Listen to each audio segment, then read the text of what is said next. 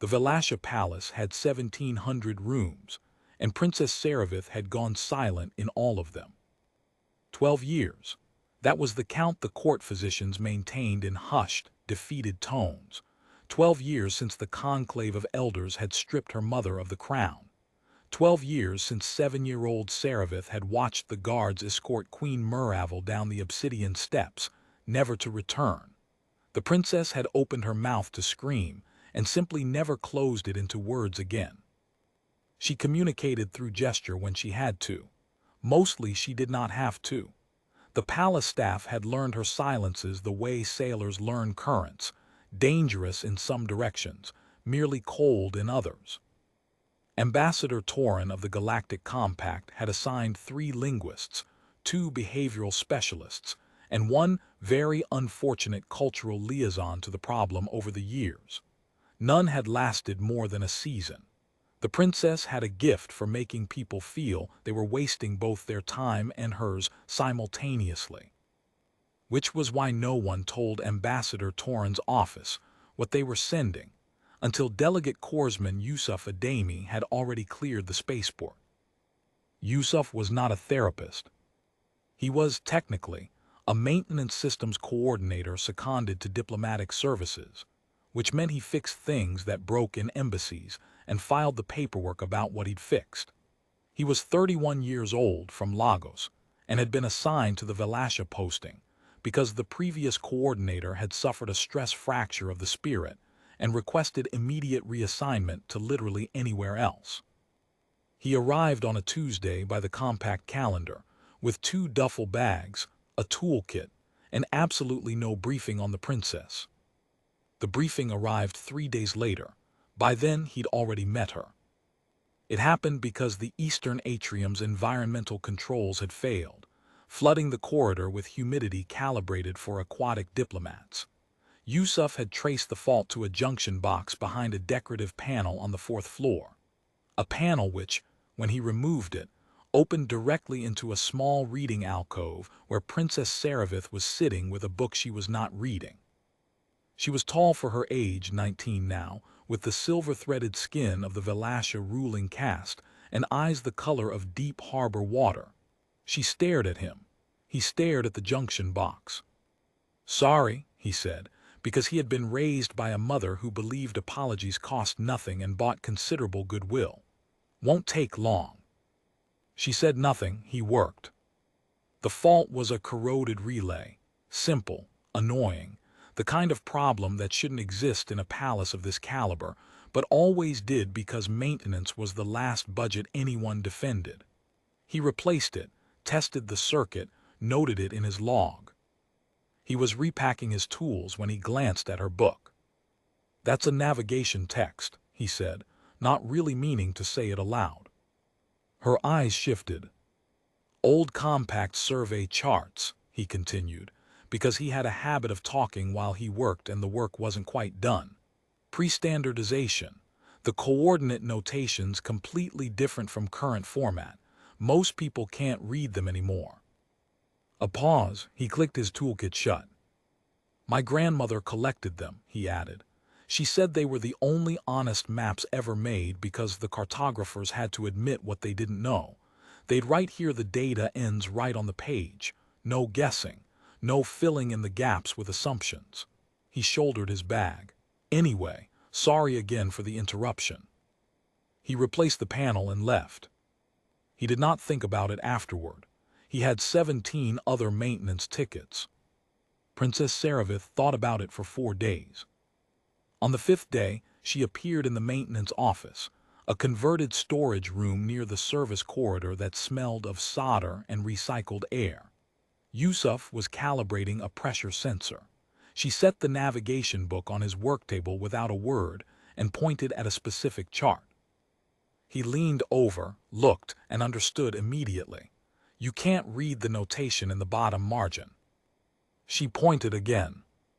"It's a depth measurement," he said. "Old survey shorthand. This symbol means unconfirmed. They detected something but couldn't verify it. Could be a planet. Could be interference. They didn't know, so they marked it honestly and moved on." She stared at the page for a long moment. Then she picked up a stylus from his work table, not asking, just taking, with the absolute unconscious authority of someone raised in a palace, and wrote on a scrap of calibration paper. Why did they not simply guess? Yusuf looked at the words, he looked at her. 12 years of silence, and that was the question. Because guessing and marking it as truth would have gotten other sailors killed, he said. An honest blank space is safer than a confident lie. She wrote again, faster. The elders lied about my mother. They said she had committed treason. They said it with confidence. Everyone believed them. Yeah, Yusuf said, that happens. She looked at him as though she expected more. A diplomatic deflection, perhaps, or the practiced sympathy of a court physician. He said, the people who lie with confidence are usually the most dangerous ones in any room, not because they're smarter, because everyone else assumes confidence means certainty. He turned back to his pressure sensor. Your mother was the blank space they couldn't allow. The stylus moved again. You are not a diplomat. Maintenance coordinator. Why are you here? Junction box was corroded. He paused. Also, the previous coordinator had what my supervisor called a comprehensive collapse of professional resilience. I think he just got lonely. This posting has a reputation. She looked at him steadily. Then she wrote, I did not speak because if I opened my mouth, I would have said things they could use against her memory, against what she stood for. My silence was the only protection I had left to give her. Yusuf set down his sensor. He was quiet for a moment, not uncomfortable quiet, not the silence of someone searching for the right therapeutic response, but the quiet of a man who was actually thinking about what he'd just been told. That's not nothing, he said finally. That's strategy. That's 12 years of strategy. She blinked. Whatever she had expected, it was not that.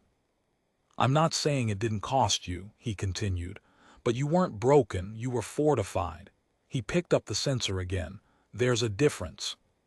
Her hand moved to the paper, hesitated, moved again. No one has ever said that. Probably because most people see silence and assume damage. He shrugged. I see silence and I wonder what's being protected. She stood there for a long time. He worked. The maintenance office hummed with the sound of recycled air and small machinery. Then, in a voice like a door opening that had been shut for 12 years, low, slightly rough at the edges, careful with each syllable as though relearning the weight of them, Princess Saravith said, Tell me more about the maps. Yusuf Ademi filed a maintenance report that evening. He did not mention the princess. He noted the pressure sensor calibration, the junction box repair from earlier in the week, and a minor coolant irregularity in the east wing that he'd corrected before it became a problem. He was not as established a diplomat. He did not understand the political magnitude of what had happened.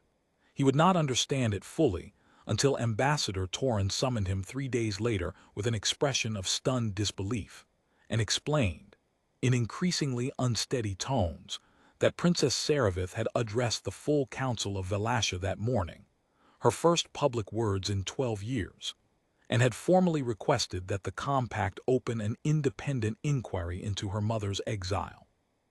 The chamber, Torrens said, had gone completely silent. Then the youngest council member, someone who had been barely older than Saravith when the coup happened, who had watched a child lose her mother and her voice on the same day, had seconded the motion. The inquiry passed 17-4. Yusuf listened to all of this. Then he said, Does this affect the maintenance schedule? I have a coolant line in the North Tower that's been showing microfractures. Ambassador Torrens stared at him. The North Tower, Yusuf repeated patiently. How, Torrens said, did you do it? Every specialist we sent, every trained linguist, every behavioral expert. Yusuf shrugged. I didn't do anything. She'd been ready for a long time. She just needed someone to tell her that protecting something quietly is still a form of fighting. He stood up. Also, I didn't push. People tend to speak eventually when they don't feel like they're being studied. He picked up his toolkit. The coolant line, he said again. North Tower before it becomes a bigger problem. He left. In the room he'd vacated, Ambassador Torrens sat for a long time staring at the door. Outside, in the corridor, the recycled air moved quietly through the palace's 1,700 rooms, and somewhere in the East Wing, a princess was reading an old navigation chart and learning, for the first time in 12 years, that an honest blank space was not the same as an empty one. She had been the map all along. She had simply been waiting for someone who knew how to read it.